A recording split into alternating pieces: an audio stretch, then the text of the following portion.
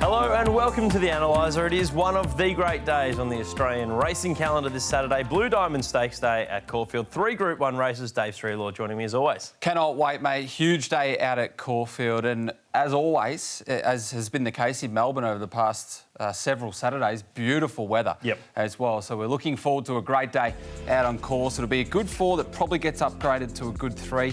Those winds, notably, they are from the south. And do note, the rail drops back to the true. The last time the rail was in the true, the winds were from the northwest and it was still difficult to make ground, particularly from the chute as well. So, look, the default position at Caulfield of late and over a long period of time has to be up on pace, and that's the way I'm setting up for Saturday again. Yeah, I think that's what we're to expect. And this day in the last couple of years, when the rail's gone back into the true, having been out, it's been an advantage to be on speed and closer to the inside. So you'd have to imagine that's going to be the case on Saturday as we get a market thanks to Ladbrokes for race 1 of 10.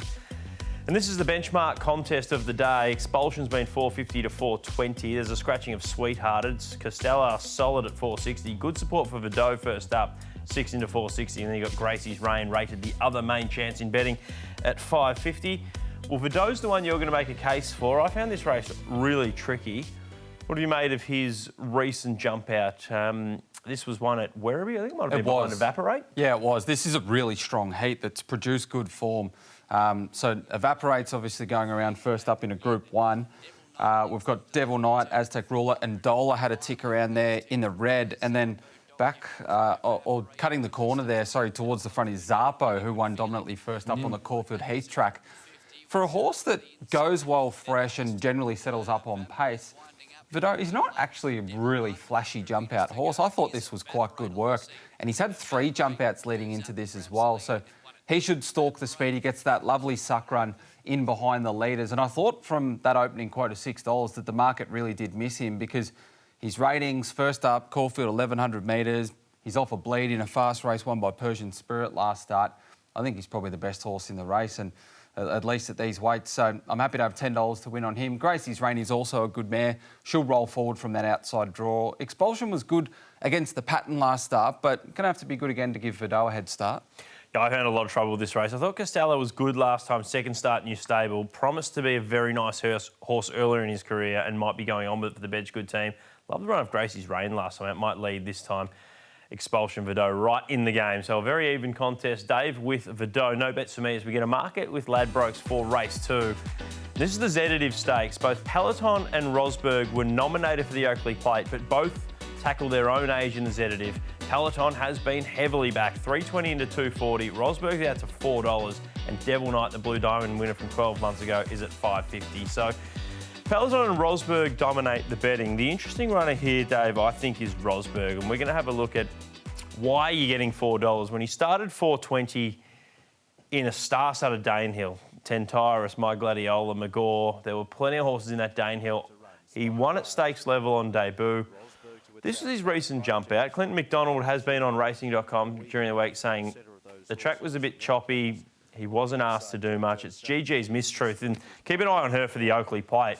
She went so well that it probably takes a bit of the gloss off Rosberg. But I don't know what you made of him. I thought if he runs to his debut, even though he's got some upside, it's a pretty attractive price. His jump-out profile similar prior to his debut, wasn't it? Really flashy and then a bit more tradesman-like. He had the blinkers on in that jump-out, which he gets first time today. Look, I know he won a stakes race on debut and Planet Red was in behind, but I'm not sure that was Planet Red's go, Moonee Valley, 1,200 metres. So I still want to see him go out and do it. I'm not enticed by $4. Peloton's been well supported, had some excuses last start. Last time at 1,200 metres was wide into Brian Crowley and good. I thought Devil Knight jumped out really well as well, but no bets, but you're keen. I'm really keen on Rosberg here. I thought he should be clear favourite. I've made him the best of the day. I think even if he just runs the way he did on debut, I think that is a backable price, but given the upside he's got, I think he should be favourite. I'm going to have $30 to win on Rosberg and make him the best on the program. I think the favourite is a little vulnerable at the distance and maybe being over bet. As we get a market now for the third on the program. Taken, your 260 favourite. This is the Victoria Gold Cup with Immediacy 5 into 480. Sun Gift 5 out to 550. Whiskey on the Hill and Magnus Min at 650. Other horses in single figures. You can have a look at a replay of both Immediacy and Whiskey on the Hill, Dave, who were some of the fastest closers in the Carline Cup first up. Yeah, and Immediacy is in the white cap, following light infantry man, and he was travelling deluxe. This was a fast run race, and he had nowhere to go. He looks to come out. He has to dart back towards the inside. He's held up there. He looks inside. He darts back, and it's never easy to make ground up against the fence inside runners. I thought his run was good, and perhaps if he swapped his run with the favourite, he could have won the race. And he was first up off quite a long spell as well. So through a fast race, he's a winner second up 2,000 metres in the past. And you have a look at all of his ratings. Caulfield, 2,000 metres dry track.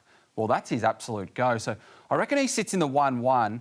And Taken probably controls things, sits outside Magnuspin. But again, his space runs up in distance first time through a slow race. If John Allen takes off at the 600 and makes this a real test, I reckon Immediacy will be the toughest horse late in the piece. Magnuspin goes forward, controls things. Whiskey on the Hill's a good horse as well. I just thought he was under the odds Taken, so I was happy to back Immediacy. Yeah, I can understand it. I just would have loved 3 weeks. 2 weeks off that fast race is my only little concern, but I've got him on top. And look, I did think long and hard about making him a bet, so I can understand why you're keen on Immediacy, and there does look to be some value at that price. As we head to a break here on the Analyser, that's a look at the first 3 on Blue Diamond Stakes Day. We'll be back with more of the features on the other side.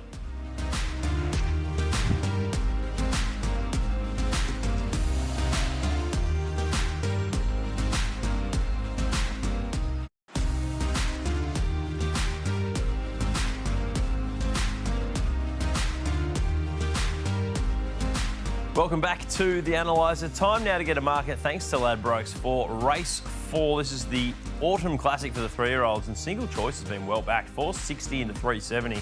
Our Chiefs at 650. Master of the Airs attracted support 750, and it's double figures or longer the rest. So quite an open race outside of the favourite, Dave, in single choice, who has, I think, the strongest form lines. You look at his performance in the Carbine Club Stakes last preparation, it reads really well. He went nicely first up on the Heath track. My question to you is, what does he do from the draw? Where do you have him mapping, and what do you make of the price? Well, the whole race is difficult for me, so I found him difficult to map where he'd end up, but whether he's going to be positive, you know, he was positive from an inside draw first up, but it was a small field. He had the run to suit here. He followed an undefeated older horse, mind you, in Extra Rush, who's flying and had his chance. Gap back to third, but you know, third had just been plugging away at some races at Maui or whatever. So I'm not entirely sold of where he ends up on the map, but this whole race I found really difficult. You can make a case for a lot of horses. He's won. The Carbine Club run was good. We're going to make a case for one here at, I think, $21. We didn't see him on the screen there when we're looking at the odds in Mr. Epizzino. Now, he does come through. We were looking at single choice. He's got some pretty strong form lines through last preparation. This was a 62 at Pakenham. And I'll put the caveat on that the maiden Mr. Epizzino won at his first start was very weak. However, I do think he's quite progressive, and he's raw, he's green, he was held up. I like when he did get the gap, the way he hits the line at 1,400.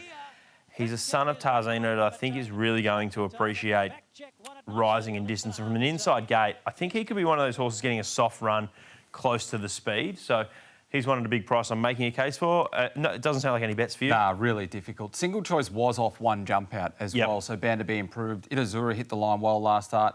Lucky Boom beat the older horses last start. Master of Air went back against the pattern as well and gets Ethan Brown. So can make a case for those 4, can make a case for probably another 8. Yeah, it's that sort of race. I completely agree. So at the price, I'm going to go 1/4 on Mr. Epizzino. I think he's over the odds. Back against his own age, rising in distance, drawn soft when a lot of them in the market have drawn awkwardly. So going with him on a 1/4 basis, but something small in a tricky race. As we go to a market now for what is the shortest price favourite on the program. This is the Angus Armanasco Stakes for the fillies, and she's an alibi. $1.75 into $1.45. Completely dominates betting ahead of Salty Pearl and Chateau Ez.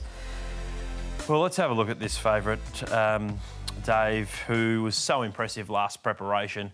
This was her victory in the Sandown Guineas. Prior to that, she'd bumped into Tentyrus, beaten the fillies on Derby Day.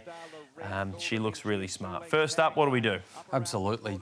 Two runs at Caulfield. She's beaten by 10 Tyrus and Raging Force, which is red-hot 3-year-old form. And then this is what she does to her own age over 1,600 metres. So no issues with the track. From barrier one, she's going to be sweating on a run, but she does have a little bit of tactical speed as opposed to the stablemate last week. I don't think they'll be dragging back. She'll bounce there and land there naturally and just sweat on a gap. And we saw when she sweated on a gap on Derby Day, when the momentum horses had gone past her, she still picked up and ran away from them. She's got a sensational turn of foot. First up 1,400 metres. Salty Pearl and her connections will be devastated that She's Alibi skipped last week because this looked her race off a really good fresh run at Caulfield, but she bumps into a potential Group 1 star. Yeah, I think that's the case.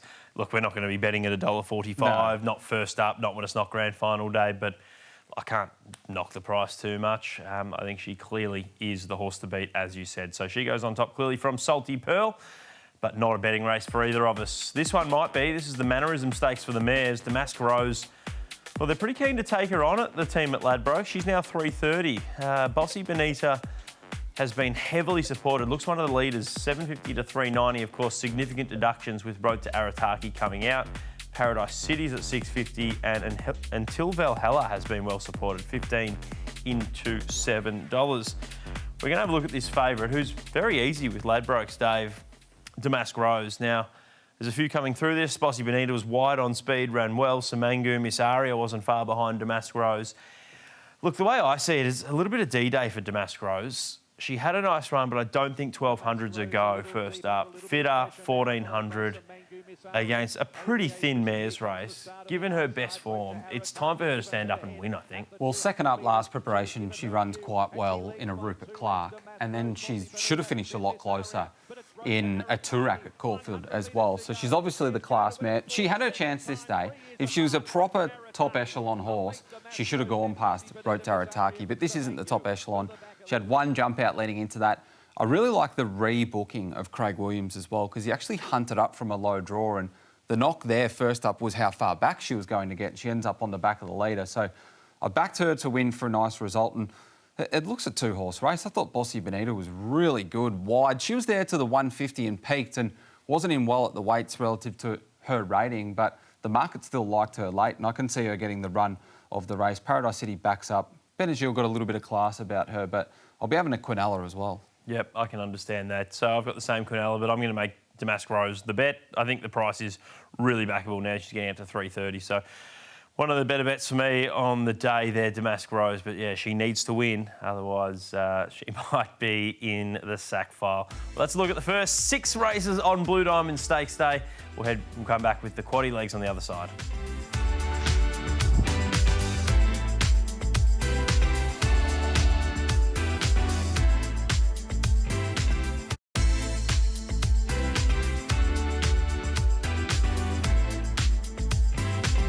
Welcome back to the Analyser. Time now to take a look at the Group 1s at Caulfield this Saturday. We'll kick things off with the Futurity Stakes, and Treasure the Moment dominates the market. She opened 210 with Ladbroke. She got out to 230. She's back to even money. Evaporates at 650. Pericles at 7.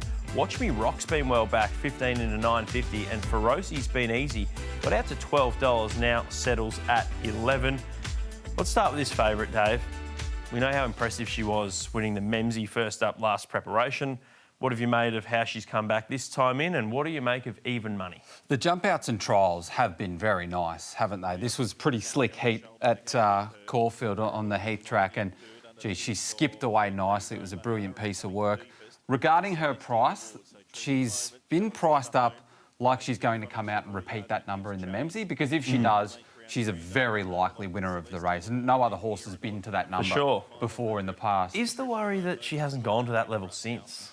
And she's had a setback since the Memsie. Well, they're the areas of concern that don't have me enticed to take $2 as well. But I concede that she should be favourite, because that number was this track trip. It was first up.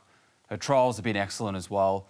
She probably sits in the 1-1 or is somewhat positive. There's no real designated leader. Maybe V8 rolls across, and she'll have a tactical advantage on a few dangers. She will. I completely agree she deserves to be favourite.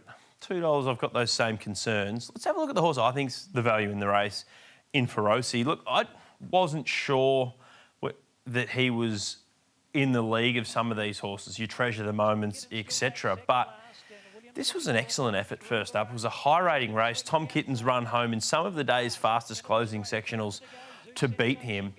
The thing I really like about him is he's got the tactical speed to hold a position from an inside draw and not be far away at all. And he usually improves significantly from his first to second up run. Now, given he's gone so well first up, I don't think he'll be improving as much.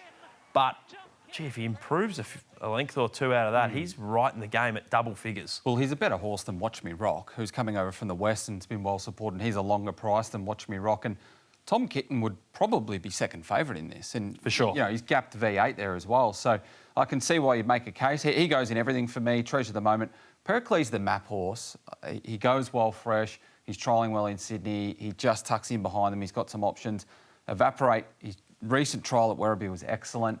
He led a CF4, but he can be slow away, and it cost him a Group 1 and a Toorak as well. So he's a little bit hard to trust out of the gates. I'm staying out, but it's a very intriguing contest. Yeah, I'm going to have a bet here, and I'm going to back Feroci. Just $10 to win at 11. I think he's way too big of a price. I'd actually have him second favourite or equal second favourite with Evaporate. My concern with Evaporate is I think he can miss the start, and I like him rolling on speed. I also think he improves with racing into a preparation. Treasure the moment, I've got those little concerns. Pericles in the game, but I just think Feroci's the one that's the wrong price. Given of all those leading chances, he's got the advantage of a run under the belt, and he usually improves so much second up. So a little bit of value for me there in the first of the Group 1s. We get a market for the Blue Diamond, and well, it's been really rocked with the favourite Big Sky scratched on Friday morning. So Unit 5 now into favouritism, ahead of Guest House, the stablemate of Big Sky. Closer to Freeze at $7.50, Eternal Warrior $8.50, in from 18, Streisand at 10, Zambales with the blinkers on 26 into 12. Then you've got Ghana Zakan and Ali Baba. So a very open edition, basically $5 the field here with Ladbrokes. Dave, let's have a look at the two preludes. And I think the boys' prelude, given they went out faster and came home faster and ran good overall time, which is not something we've seen from the two-year-olds this season, is the premier form reference. How do you see it? You're spot on. The girls were better than the boys in the preview, but the boys' prelude was way stronger than the preview. And Guest House had some excuses, but he's done things wrong now twice in a row. He's drawn inside, he gets keen, he was half slow last start. What's he going to be like between runners? He's under the odds through this race, and the two that are over the odds through this race, although Eternal Warrior is well found now and he's at his right price, the winner closer to free. It's not easy to give away race experience and win, and that's exactly what he did. And from outside the leader, his last 200 metres was second fastest of the race, so he wasn't stopping. 1200's not going to pull him up. He's got some good options, and I think that opening market just overreacted to a wide draw for Eternal Warrior. He peaked on the run there, but he was back wide against the pattern. He'll need some luck blending in for Damien Lane, but he was certainly the early value in the race. Yeah, completely agree with your sentiments there. Let's have a look at the fillies. And look, the clock isn't necessarily as kind to them, given, yeah, they went out slower and they came home slower. They're probably entitled to rip home a little bit faster. But look, there was a couple of good runs here. I thought Streisand got the job done there. Now she's got blinkers up her sleeve, and she does have the advantage of being the most experienced horse in the Blue Diamond. And Cheyenne was an eye-catcher, hitting the line strongly there on debut with natural improvement to come, and she's a big price. Well, she's pretty bomb-proof, isn't she? She's tactically versatile. We've seen her sit outside the leader and win. We've seen her go back and run on. She just does everything right. And in these two-year-old races, that's often the winning note, isn't it? Yep. Whoever does everything right, even the favourite Unit 5 coming down from the Gold Coast, he can be slow away as well. And I thought he had some favours on the Gold Coast there as well. But he can certainly run well. The gapped runs has me a little concerned, but I've lent heavily into the prelude and the two value runners through the prelude. If Guest House was another price and he was $8.50, I'd have something on him as well. But closer to free, I back him to win, and Eternal Warrior as well, just to get a little bit of luck from that wide draw. Very similar. I actually changed my thoughts here. I've always liked Guest House physically, and I think he's an imposing type, but inside draw, gets keen, market well found.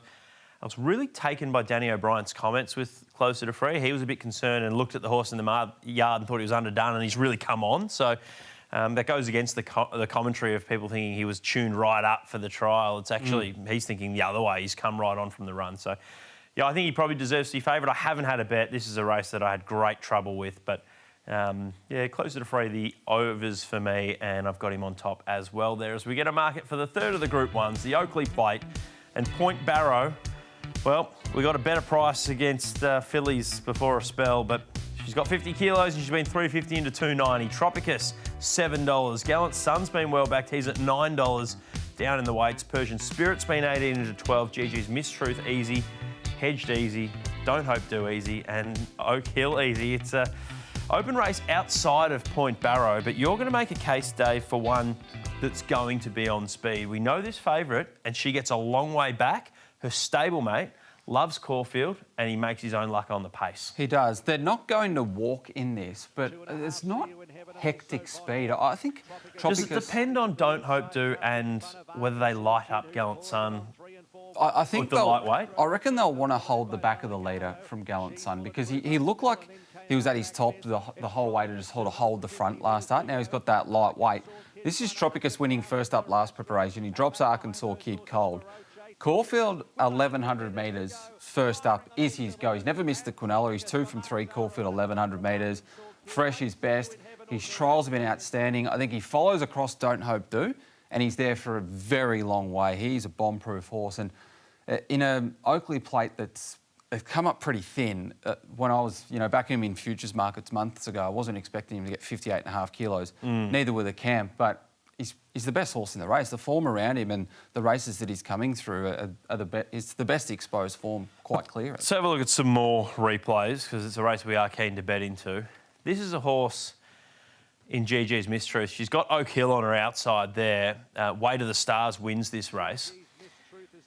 My concern going into this one was I don't think she's a genuine 1,000-metre horse, and she might have been off the bit chasing. They probably didn't go as hard as what we thought. I think with clear galloping room, she wins this race. Oak Hill subsequently has come out and won. Barrier 1 means she's going to need a stack of luck, but also if she gets the luck, it might mean she saves some ground and is there to just explode late. I thought her jump out between runs was absolutely exceptional work. She was pretty unlucky not to beat Oak Hill there, and that form has been franked. Barrier 1, it's not a great barrier, and that's left me out of wanting to back her. You're right, the jump out was sensational, but I can see her cluttered up while others are building momentum. Let's have a look at your second bet in the race in Gallant Sun. He was $21 in all-in markets. He's been really in final field calculations come into a lot of punters' minds. Looks well weighted as one of the key on-pace runners. He was away fairly and then hunted up and just kept pressing second up. And I wonder if now he's at his absolute peak because he was sort of half a run short first up, but class got him to the line down the Flemington Straight, and he was used up and sort of looked like he was at his top, and he just sustained the gallop there last start. With some speed rolling across, he drops 4.5 kilos. He gets that lovely suck run on the back of the speed, and I think he's going well enough to win this. I've been keen on Tropicus for this race for a long way out. I've backed him each way. I've had something on Gallant Sun. Point Barrow, well, 50 kilos. She's got a devastating turn of foot, but I'm just going to risk her at that price, given she gives those other two a pretty big head start. I'm seat 1A of the Point Barrow Fan Club. I just can't take that price, given Caulfield railed true, firm ground. Yeah. I saw Bivouac in a race. He was just better than them, be unplaced, and then go out and absolutely wins a Newmarket by 200 metres. Yeah, so you can get beat at Caulfield getting back, and I love her. But I'm going to back GG's Mistruth. I think she's probably going to be back with Point Barrow, but coming through the inside, which I think is going to be more favourable. And she's bulletproof at $21. I'm having something on. I think she's an autumn mare that might be back to her best based off the jump out. I think she's too big a price. Gallant Sun's the other one, like you've made a case for, that I think is right in the mix. We're going to mark it now for the last at Caulfield. And Stealth of Night, this is a good go. 3 into $2.35. 2 Wolves is at $5.50. Porter $6. And despite the case Dave and I are about to make, Harry's Yacht's been very easy. $7.50, got out to 11, back into $9.50. And he's going to feature in a replay here, Dave, with the favourite Stealth of Night. Porter was in at 2. I thought Harry's Yacht, as we see the replay, he's got a little bit of cover. That's as they got to the turn, he got some cover. He'd been wide without cover for most of the race. I'm staggered at the discrepancy in price between the favourite and him, given their runs last time out and now the flipping gates. It doesn't make sense. Stealth the Night has more upside. She was off 5 weeks. No doubt. As well. So, and a big SP profile. Yeah, so she's a nice mare, but the run of the race was Harry's Yacht. He was back and wide. First 3 home were all fence-in run. It was a race that was dominated near the speed. And he's the best closer and he's strong again through the line. Now the table's turned. Stealth the Night's drawn out. Harry's Yacht's drawn barrier 1. And for a horse that can get a little bit keen, barrier 1 hunting up with Porter, a few others that roll across. Really good speed. Yeah, I think he can relax. And the last time he won was 1,400 metres dry. He sat outside the leader. So on an each-way basis, there is just no way he should be that price relative to Porter. He should be shorter than Porter and he should be priced a lot closer to Stealth of Night. He's the best of the day. I completely agree in terms of the price being overs. I've had something on him, and Red Galaxy was just poor last time. But blinkers go on. He was great first up. Last chance saloon for him. I'm going to have something small on Red Galaxy. The good speed might suit him. How are you playing it? Sounds like you're keen to bet. Cracking day. Get involved in the first with Verdo Immediacy. Damasco's 2-bet play with Bossy Bonita. Like closer to free and Eternal Warrior through the Prelude. 2 bets, Tropicus and Gallant Sun in the Oakleigh Plate. And Harry's Yacht, best of the day. Yeah, give Harry strength in the last one. I'm with you there. Rosberg, my best. I think he should be favourite, and he's clearly not. Something small, Mr. Epizino. Damasco's D-Day for her. Feroci, the value. Couple of bets in the Oakleigh Plate and GG's Miss Truth, and she's bulletproof at a price. And then Harry's Yacht and Red Galaxy to round it out. That's a look at Blue Diamond Stakes Day on the Analyser.